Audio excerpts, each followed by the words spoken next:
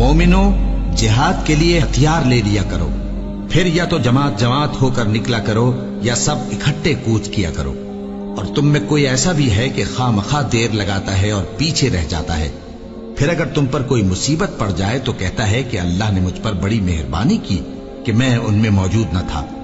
اور اگر اللہ تم پر فضل کرے تو اس طرح سے کہ گویا تم میں اس میں دوستی تھی ہی نہیں، افسوس کرتا اور کہتا ہے کہ کاش میں بھی ان کے ساتھ ہوتا تو مقصد عظیم حاصل ہوتا۔ اب جو لوگ آخرت کو خریدتے اور اس کے بدلے دنیا کی زندگی کو بیچنا چاہتے ہیں، ان کو چاہیے کہ اللہ کی راہ میں جنگ کرے،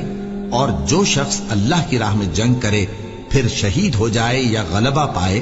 ہم عنقریب اس کو بڑا ثواب دیں گے۔ اور تم کو کیا ہوا ہے کہ اللہ کی راہ میں اور ان بے بس مردوں اور عورتوں اور بچوں کی خاطر نہیں لڑتے جو دعائیں کیا کرتے ہیں کہ اے پروردگار ہم کو اس شہر سے جس کے رہنے والے ظالم ہیں نکال کر کہیں اور لے جا، اور اپنی طرف سے کسی کو ہمارا حامی بنا اور اپنی ہی طرف سے کسی کو ہمارا مددگار مقرر فرما۔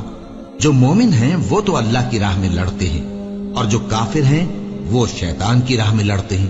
سو تم شیطان کے مددگاروں سے لڑو اور ڈرو مت، کیونکہ شیطان کا داؤ کمزور ہوتا ہے۔